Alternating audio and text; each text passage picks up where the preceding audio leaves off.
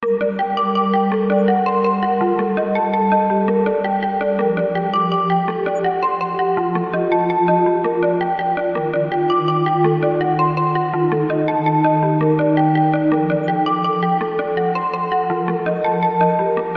my friends, or should I say aloha, my friends, and welcome back for another episode Behind the Walls with your girl, Anna B.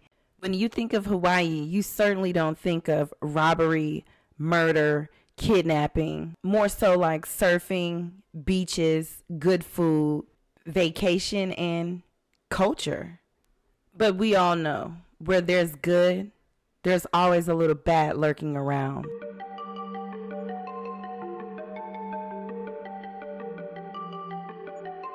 Thank you for everyone who made a request for this video.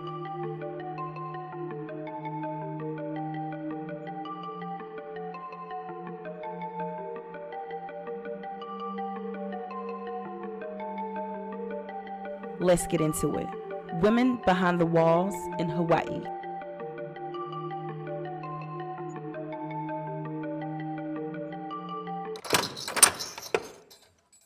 This scene unfolded 7 hours after a loving and protective mother was brutally killed in the presence of her 8-year-old daughter, who was also bound, mouth duct taped, and tormented by the two assailants. 51-year-old Thelma Boinville, a substitute teacher, born in Brazil, moved to Hawaii in the 90s. She took on a side job cleaning vacation homes to bring in extra money for her family. Her husband, Kevin, said his wife had the most beautiful spirit and a beautiful soul.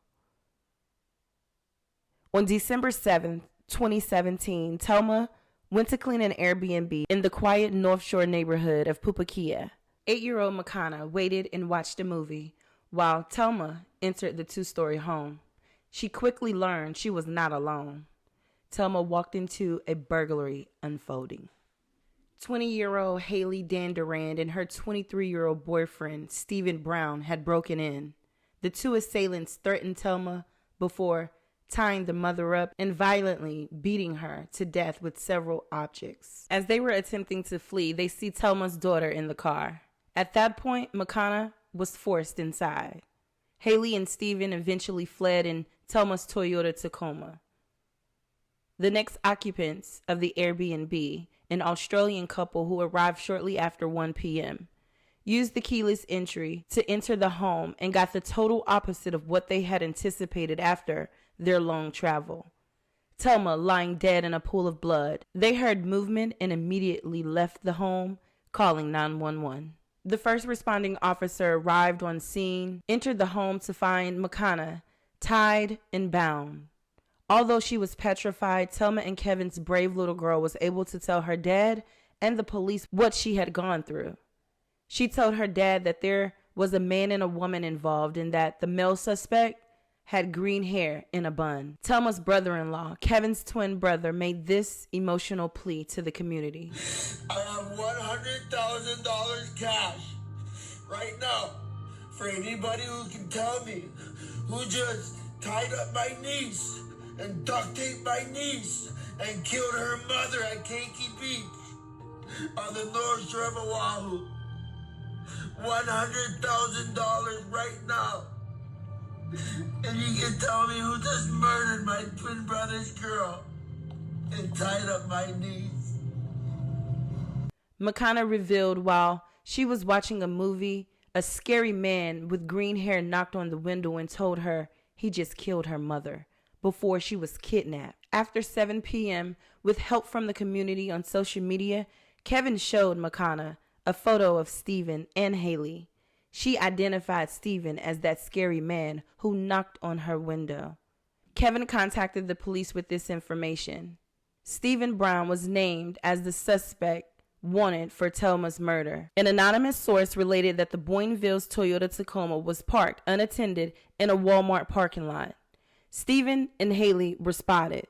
As officers approached, Stephen tried to run, but he was detained. Hailey identified herself and was also detained. While Stephen was being arrested, he told officers, "Just shoot me. I deserve this." Hailey made a similar statement, saying, "Can you just pull your gun out and shoot me in the head?" My life is over after today. When Stephen and Hailey were arrested, both of them had dry blood on their hands and their clothing. Hailey was in possession of Thelma's Hawaii bank card, wearing her earrings, and carrying her daughter's backpack. At 9:50 p.m., both Stephen and Hailey were placed under arrest for murder in the second degree. It would be 6 years after Thelma's death her killers faced separate juries. Stephen, who was born in Ohio, lived in Florida for some time before moving to Hawaii to be with his father. He went by Axel Hayes Hendricks. Hailey grew up in Bend, Oregon. She was the subject of 2 missing person reports as a juvenile runaway. She attended Heilex Elementary School in Bend, where in 5th grade she was recognized at the Parent-Teacher Association Reflection Student Art Show for an essay titled, "I Can Make a Difference." Days before, Hailey and Stephen committed the brutal murder of Thelma Boinville. This troubling video was posted to Stephen's Facebook page. So, we just died. Again. This is our dying video. Yeah. It was nice knowing you, world. Sort of. Not really. Not really. Mostly bullshit. Yeah. Thank you, Satan, for all you've done. I fucking me in the ass with a cactus. It's been nice.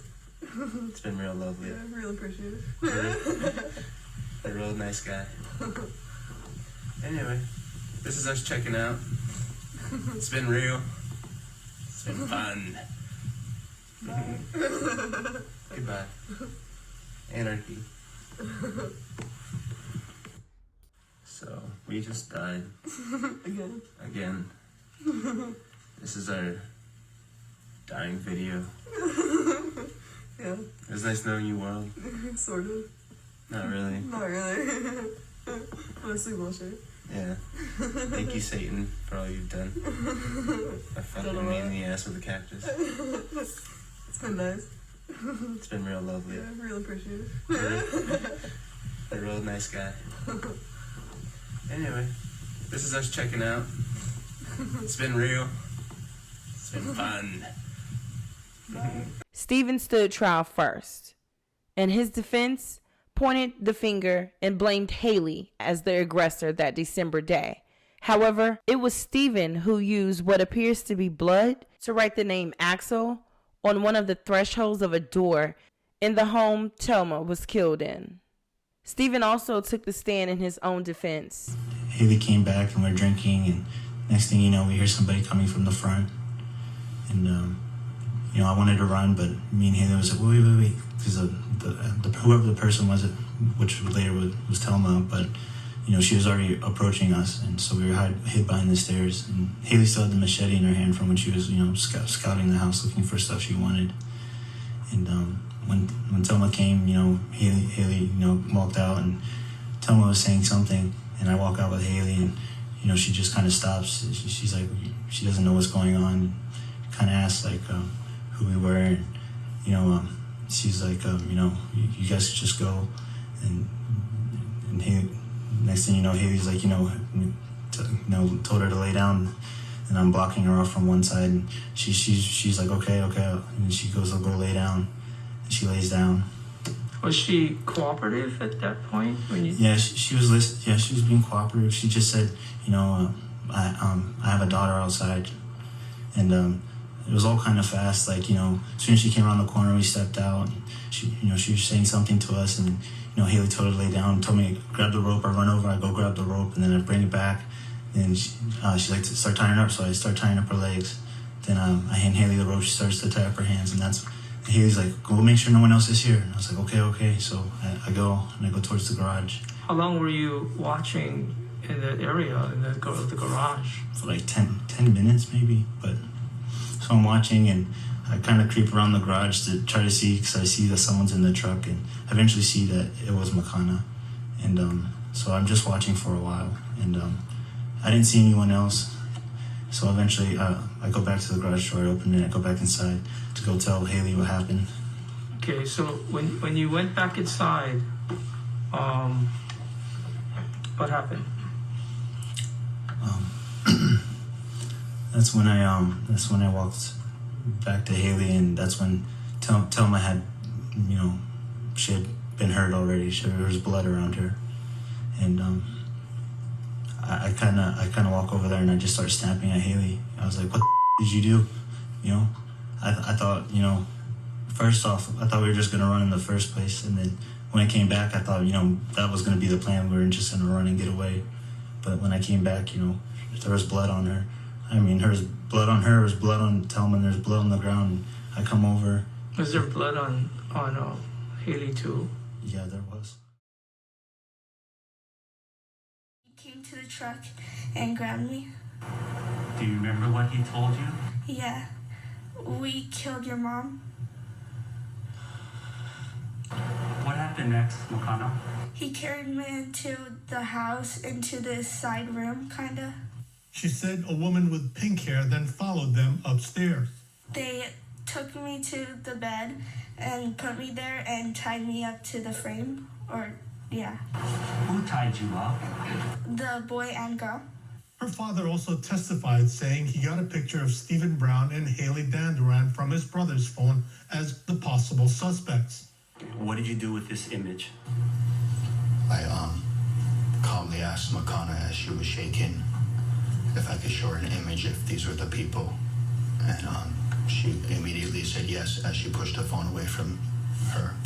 Brown's attorney made the point that the girl never actually saw who killed her mother. You didn't see what happened to your mom? No, I didn't look no. Also on Friday, jurors were shown security footage of Brown and Danduran shopping at the Mililani Walmart a few hours after the murder. That's where she takes out a bank card out of her right front hoodie pocket to pay for the Boost Mobile charger, which was later recovered after her arrest. And it was found to be Thelma Boynville's. The prosecutor rested his case at the end of the day. After a week of testimony, the jury took just hours to reach a verdict. Versus Stephen Brown. We, the jury of this case, find the defendant Stephen Brown in count 1, guilty as charged of murder in the 2nd degree. In count 2, guilty as charged of kidnapping. In count 3, guilty as charged of kidnapping. In count 4, guilty as charged of burglary in the 1st degree.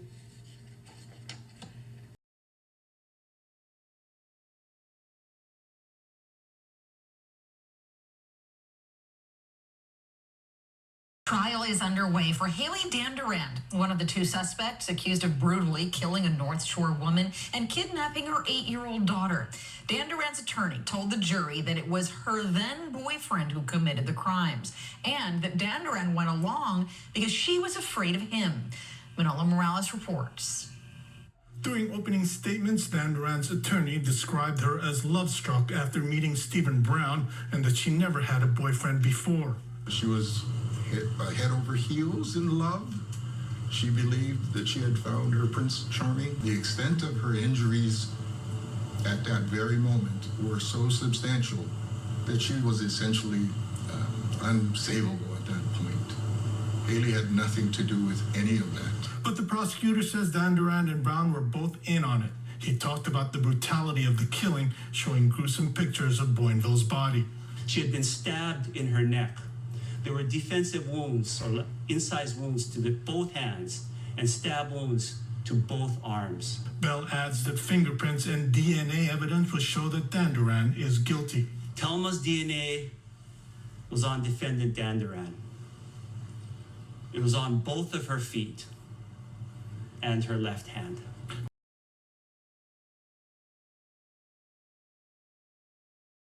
Danduran moved to Hawaii in January 2017. She was attending Kailua Community College when she met Brown. On the stand today, she cried as she recounted how Brown would repeatedly hit her in the face and slam her to the ground.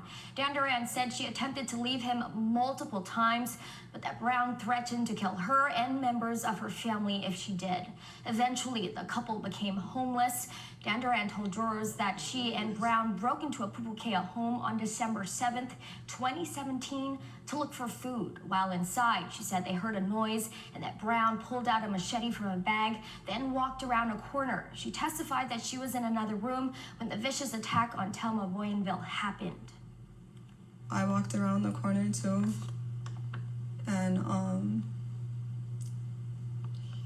Steven was standing there with the machete in his hand. He had blood on his shirt, and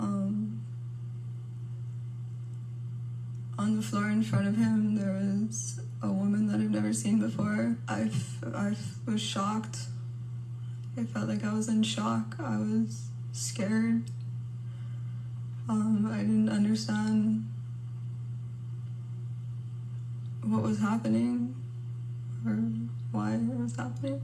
It was horrible. She looked terrified. I could see the wounds on her arms, and she was bleeding from her neck.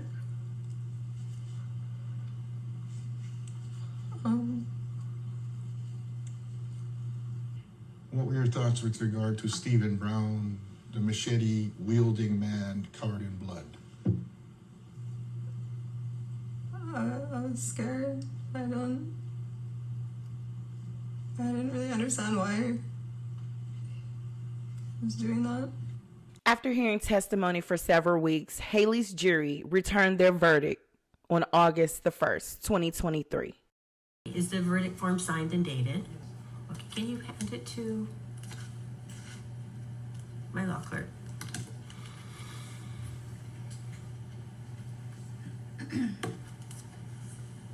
You can have a seat.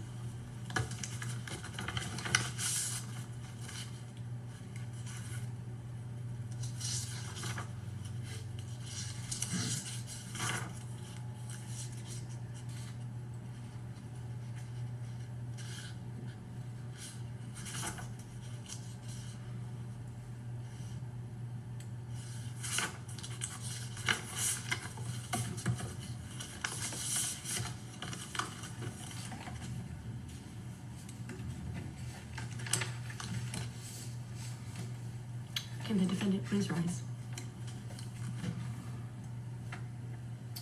In 1 CPC 17-1731, State of Hawaii versus Hailey Danduran, we, the jury of the case, find the defendant, Hailey Danduran, in count 1, guilty as charged of murder in the 2nd degree.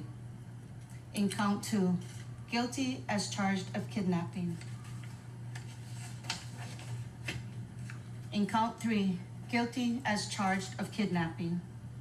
In count 4, guilty as charged of burglary in the 1st degree.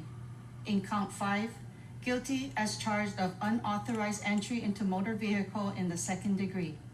In count 6, guilty as charged of unauthorized possession of confidential personal information.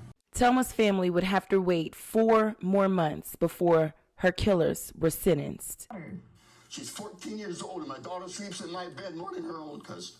Imagine that, 14 years old, my daughter don't even sleep in her room. She don't go into a home or a house, a bedroom or a bathroom or even a kitchen unless I check if it's safe. I drive her to school for 3 years. 3 years, I drive her and I pick her up from school because she's terrified. She wouldn't be here today because she's terrified of what these two have done to her. They want to now ask for parole, for a second chance at life. Is this a joke? I want to ask for a second chance to be a husband. Can I ask for a second chance for my wife to be a mother to her daughter? Can I ask for a second chance for Makana to have the comfort of her mother? Her mom spoke 3 languages fluently. Her mom was a great mother and put all of her love and dedication and devotion into Makana's well-being. Does she get a second chance? She was 8 years old at that time. Now she's forced to grow up without a mom.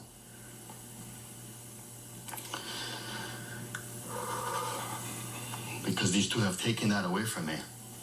I demand justice. They are both a threat to society. If Stephen or Hailey is given a chance to walk free, there will be another victim like Thelma, Makana, and myself. Defendant Danduran's conduct in this case was shocking, outrageous, and without legal justification. The results of her conduct were cruel, callous, and pitiless. In her destructive wake, she has left an inconsolable husband, a motherless child, and a bereaved family and community. And for what? The factors set forth in 706-606 compel this court to find that an extended term of imprisonment and a consecutive term of imprisonment are necessary, merited, and just. Ms. Boinville lost her life. McConaughey lost her mother, her innocence, and her ability to feel safe. These were senseless acts of violence. None of it needed to occur. Neither Hailey or Steven spoke during the sentencing phase, but their families did. Steven's adoptive parents appeared via Zoom, telling the court that he was a good person, but just had had a hard life. Hailey's mother and grandmother took the stand, both tearfully pleading that she be given the option of parole. I understand the horror that happened on that day, but I can promise you my daughter would never do this again. She wouldn't have done it in the first place if she wasn't in an abusive, horrible relationship. I'm pleading that you offer her parole so that I can make more memories outside of prison. Steven was sentenced to life with the possibility of parole for the murder charge, and he also received 20 years for kidnapping and burglary.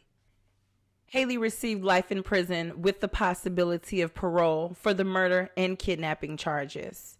She also received an extended term of 20 years for burglary in the first degree, as well as 10 years for unauthorized possession of confidential personal information. She's currently housed at the Women's Community Correctional Center in Kailua, Hawaii. Just like the judge said, this shouldn't have happened. Every picture Telma's in, that big beautiful smile is beaming, just as I know she is beaming from above at her beautiful daughter and her strong husband. May Telma Boinville rest in peace, and condolences to McConaughey, Kevin, and their family.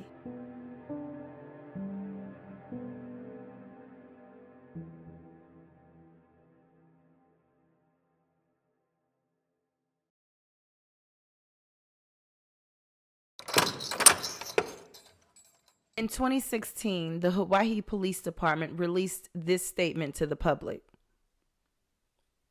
alerting the community that Patricia Wong had been indicted and was wanted for second-degree murder, a murder that occurred in 2009, a murder that had gone cold. 7 years after a 21-year-old woman was brutally murdered on the Big Island, a suspect finally stands in court. Patricia Wong is back on the Big Island after being extradited from Las Vegas. She stands accused of killing Casey Smith, who was shot dead in her Orchid Land Estates home in 2009. No suspects had ever been publicly named in the case until last month when a grand jury indicted Wong. Relief that finally can have closure and get moving on with this case, and it's time for her to pay her time. Prosecutors didn't tell us exactly what moved them to charge Wong after all these years, but they did say the charges are the result of hard work by investigators who took a second look at some of the Big Island's cold cases. We decided we'd look at these cases with a fresh set of eyes, and basically that's what we did. We went over the evidence, we saw what was there, and we determined that we had enough to charge the case. We believe that we could prove the case beyond a reasonable doubt. Casey was a 21-year-old rodeo standout who had inherited a substantial amount of money due to her father's passing. Patricia claimed Casey as her Hene daughter.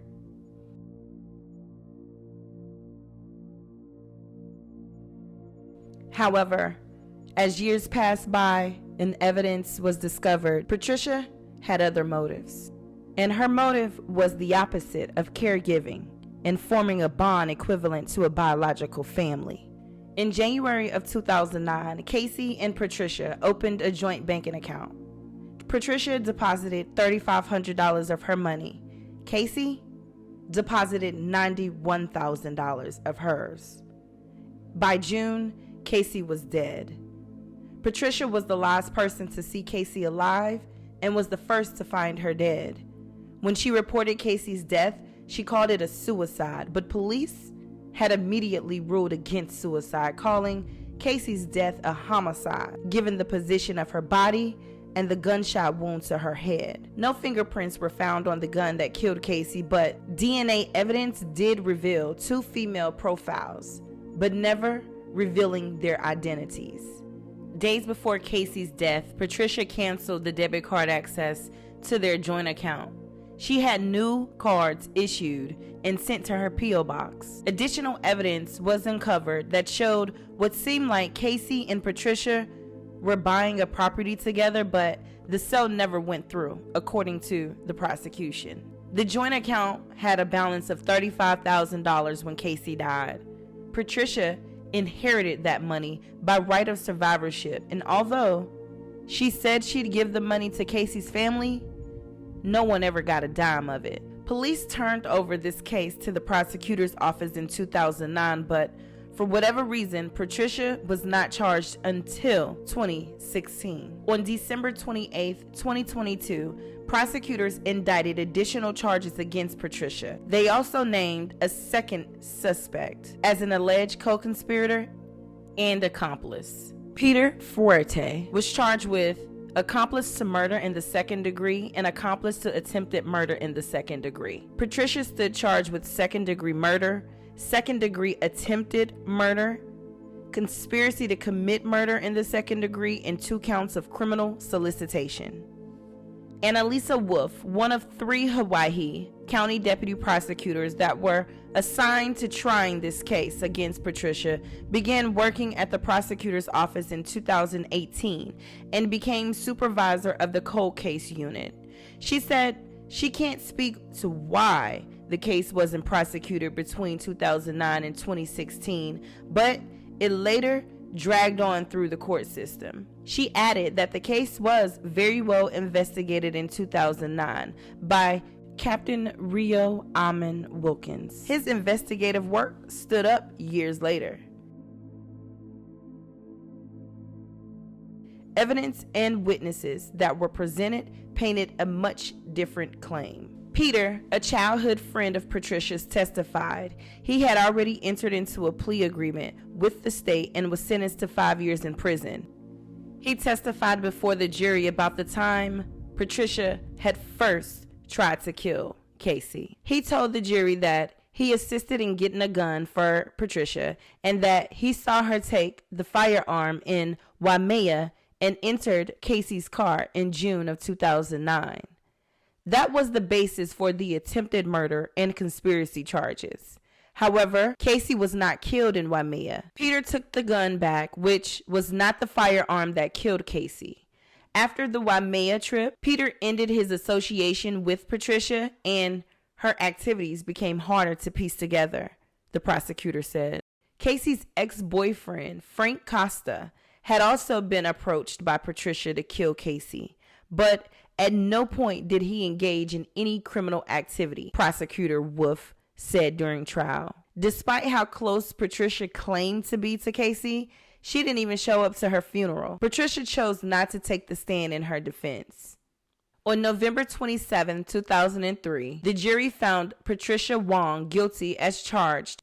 She had been out of custody on a $250,000 bail, but once she was found guilty, the judge increased that bond to $5 million and she was immediately taken into custody. The 62-year-old was later sentenced to life in prison and a consecutive 20-year prison term. At her sentencing, she remained remorseless and in denial.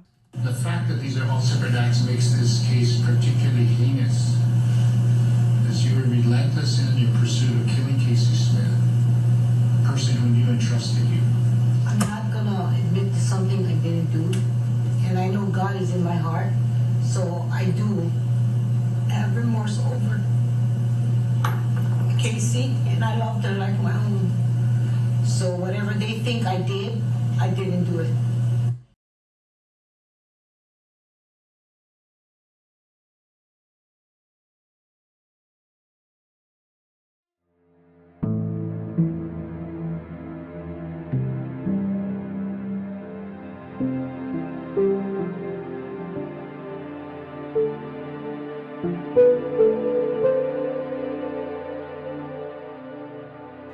Rest in peace to Casey Smith, also known as Bug.